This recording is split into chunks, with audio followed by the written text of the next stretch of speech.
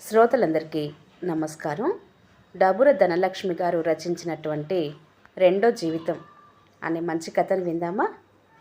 ఎప్పటిలానే office ముగించుకొని ఇంటికి రాగానే పొరిగింటి కల్పన వస్తూ, స్నేహ ఏదో కొరియర్ వచ్చింది అంటూ అందించింది. అన్నట్టు నా పేరు స్నేహ కల్పన, మా పొరిగింటి గృహిణి. తనతో నాకు మంచి స్నేహం కూడా ఉంది. థ్యాంక్స్ కల్పన అంటూ చిరునవ్వుతో ఆ కొరియర్ అందుకొని నా ఫ్లాట్ వైపు కదిలా. ఇంట్లోకి వెళ్ళాక ఆ కొరియర్ను టీపైపై పెట్టి కిచెన్లోకి వెళ్ళి వేడిగా కాఫీ కలుపుకొని మేడమెట్ల పక్కగా చైర్లో కూర్చొని కాఫీని సిప్ చేస్తూ పరిసరాలపై దృష్టి నిలిపా. ఉదయం నుండి తెరిపి లేకుండా కురిసిన సన్నటి చిరుజల్లులు, ఆ చిరుజల్లులకు తడిసి ముద్దగా మారిన గులాబీ చామంతుల మొక్కలు పచ్చగా చూడచక్కగా ప్రకృతి చేయించిన స్నానంతో పరిశుద్ధంగా కనిపిస్తున్నాయి. కాసేపు ఏదో లోకంలో విహరించినట్టు అయింది. ప్రకృతికున్న మహత్యం మనసును మురిపిస్తుంది, మైమరిపిస్తుంది. వంటగదిలోకి వెళ్ళి రాత్రికి 2 చపాతీలు ఆలు కూర చేసి హాల్లోకి వచ్చా. అప్పుడు గుర్తొచ్చింది కొరియర్. ఓపెన్ చేసి చూశా. Wedding invitation. పేరు చరణ్, వధువు పేరు బృంద. మనసు కాసేపు అభావంగా మారిపోయింది.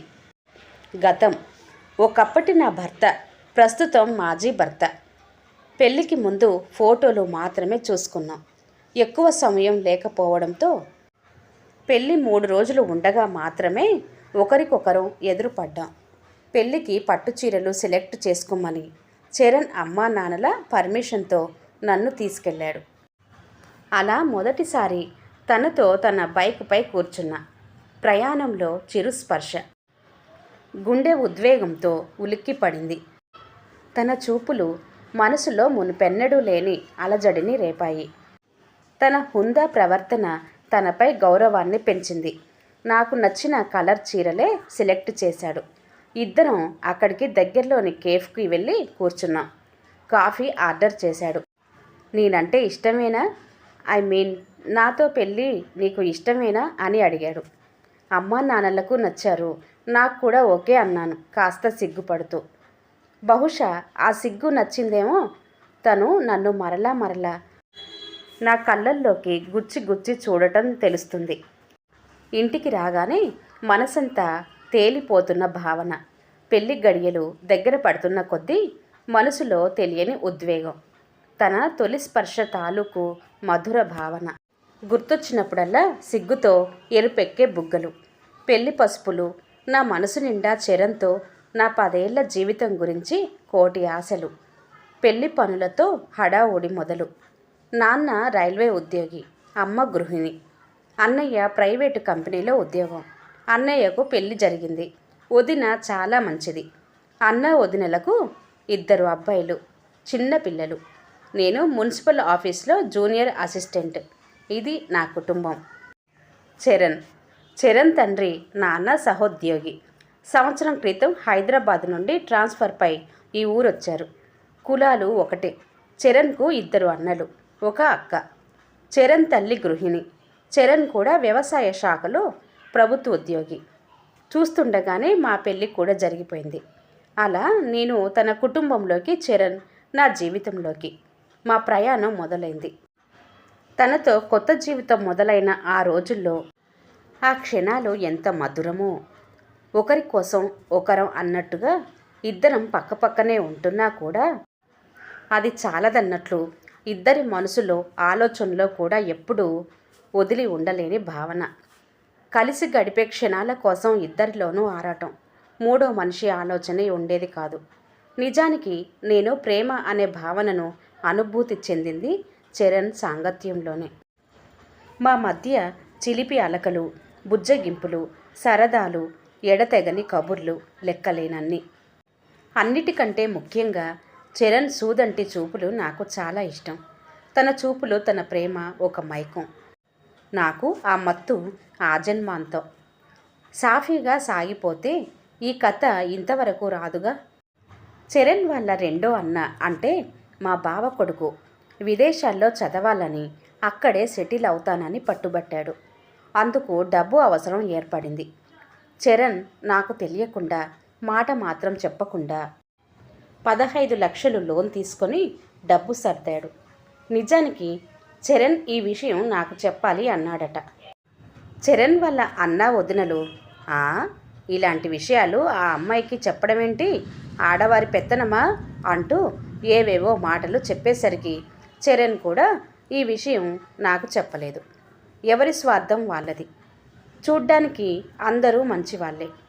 సమయం సందర్భం వచ్చినప్పుడే ఎవరు ఏంటో వాళ్లకు మనపై ఉన్న అభిప్రాయాలేంటో తెలిసేది. నా బ్యాంకు ఏటీఎం కార్డు కూడా చరణ్ దగ్గరే ఉంటుంది. ఏదైనా డబ్బు అవసరం పడితే చరణ్ దగ్గర నుండే తీసుకునేదాన్ని. అసలు నేను ఉద్యోగిని, నాకంటూ ఒక సంపాదన ఉంది అనే విషయం కూడా గుర్తుండేది కాదు. చరణ్కు నాకు మధ్య ఆర్థికపరమైన సమస్యలు రాకూడదు అనేది నా ఆలోచన.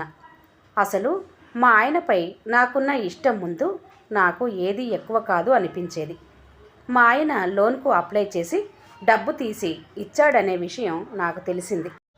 మామూలుగా అడిగా. ఆయన అహం దెబ్బతింది. ఏంటి ఆరాలు తీస్తున్నావు, సంజాయిషి ఇచ్చుకోవాలా, అయినా ఆడవాళ్లకు ఇలాంటి విషయాలు అవసరమా అన్నాడు. నాకు చాలా బాధ అనిపించింది.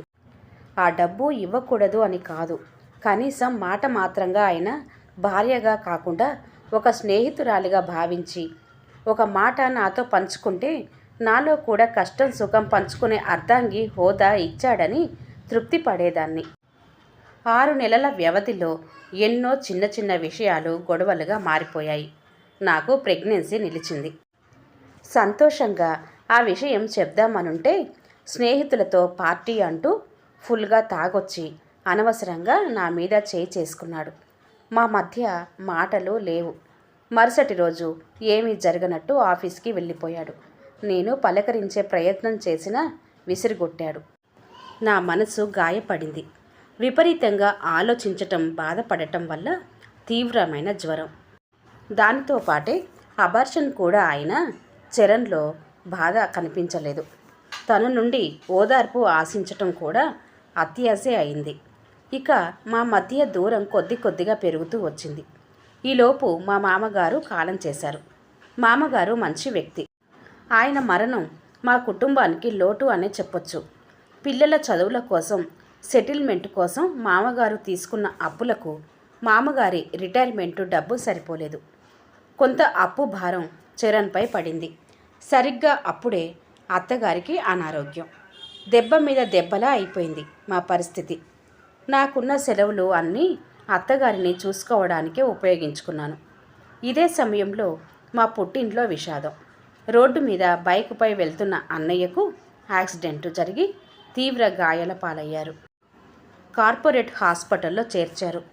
విషయం తెలియగానే ఏడ్చుకుంటూ బయలుదేరి వెళ్ళా.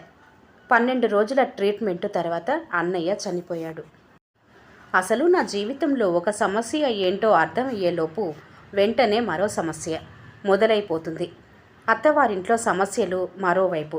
అర్థం చేసుకొని అండగా నిలవాల్సిన నా భర్త చరణ్ కూడా నన్ను అర్థం చేసుకోకుండా అపార్థాలతో మా మధ్య దూరాన్ని పెంచాడు.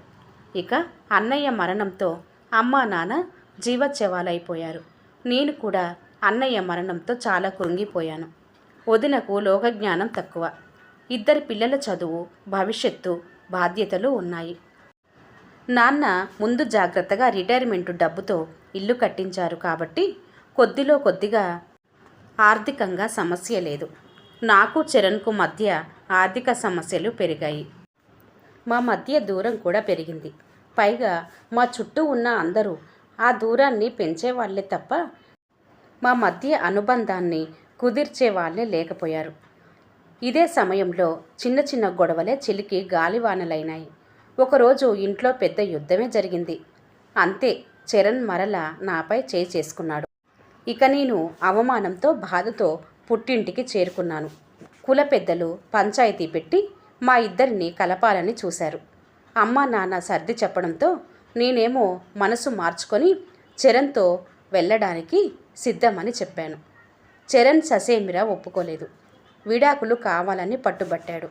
నాకు విపరీతమైన బాధ కలిగింది. నా కన్నీళ్లు చరణ్ను కదిలించలేకపోయాయి. చివరిసారిగా చరణ్తో మాట్లాడే అవకాశం వచ్చింది. కలిసి ఉందామని, ఆర్థిక సమస్యల గురించి ఆలోచిద్దామని చెప్పాను. చరణ్ వినిపించుకోలేదు. నాతో దూరం కోరుకున్నాడు. పెద్దల జోక్యం ఫలించలేదు. చరణ్ విడాకులకు అప్లై చేశాడు. సంవత్సరానికి విడాకులు మంజూరు అయ్యాయి. విడాకుల కాగితం అందిన వారం రోజుల్లోనే నాన్న గుండెపోటుతో చనిపోయాడు. ఒకవైపు అన్నయ్య మరణం, మరోవైపు చరణ్తో నా 7 అడుగుల బంధం ముగిసిపోవడం. ఆ దిగులుతోనే నాన్న చనిపోయాడేమో అనే బాధ నన్ను మరింత దిగులుతో ముంచేశాయి. ఇదే సమయంలో అమ్మ నాకు బాసటగా నిలిచింది. స్నేహ, నువ్వు ఇలాగే ఉంటే కష్టం. ధైర్యం తెచ్చుకోవాలి. ఇక నీ జీవితంలో చరణ్ లేడు. చరణ్కు పెళ్లి సంబంధాలు చూస్తున్నారంట. త్వరలో అతనికి పెళ్లి కూడా అయిపోతుంది అంది. మనసంతా శూన్యం. వారం రోజులు గడిచాయి. నాలో అంతర్మదనం మొదలైంది. 2 వారాలు కూడా గడిచిపోయాయి. ఆఫీస్కి వెళ్ళడం మొదలుపెట్టాను. జీతం చేతిలోకి రాగానే ఇంట్లో చాలా వరకు సమస్యలు తగ్గాయి. అన్నయ్య ఇన్సూరెన్స్ డబ్బును పిల్లల పేరున బ్యాంకు అకౌంట్లో ఫిక్స్ చేశా. అమ్మకు నాన్న పెన్షన్ డబ్బు వస్తుంది. చరణ్ గుర్తొస్తే కన్నీళ్లు ఆగడం లేదు. ఎంత ప్రేమించా. తనతో 100 ఏళ్ల జీవితం ఊహించుకున్నాను.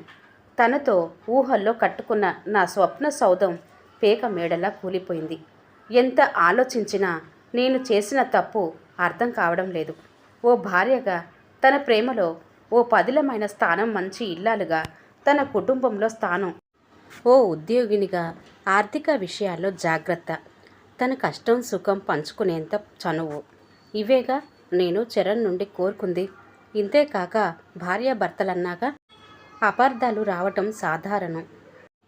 ఆవేశాలకు పోకుండా కూర్చొని మాట్లాడుకోగలిగితే అపార్థాలు తొలగిపోయి సమస్యలు సద్దుమణిగేవి. బంధం బలపడేదేమో. చరణ్ అందుకు అవకాశం ఇవ్వలేదు. మా ఇద్దరి మధ్య మూడో వ్యక్తి జోక్యం ఎక్కువ. తనతో విడిపోయి జీవించటం నాకు ఇష్టం లేదు. అలా అని ఎంతలా బతిమాలినా చరణ్ ఒప్పుకోవడం లేదు. నీ మీద ఫీలింగ్స్ లేవు. నీకు అహంకారం ఎక్కువ. డబ్బు విషయంలో నీ డబ్బు నా డబ్బు అంటూ విభేదిస్తావు. నన్ను ఫ్రీగా ఉండనివ్వవు. నాకు నీ నుండి ఫ్రీడమ్ కావాలి అన్నాడు. నేనేమో నా ప్రేమ మీకు ఓవర్ యాక్షన్లా అనిపిస్తుంది.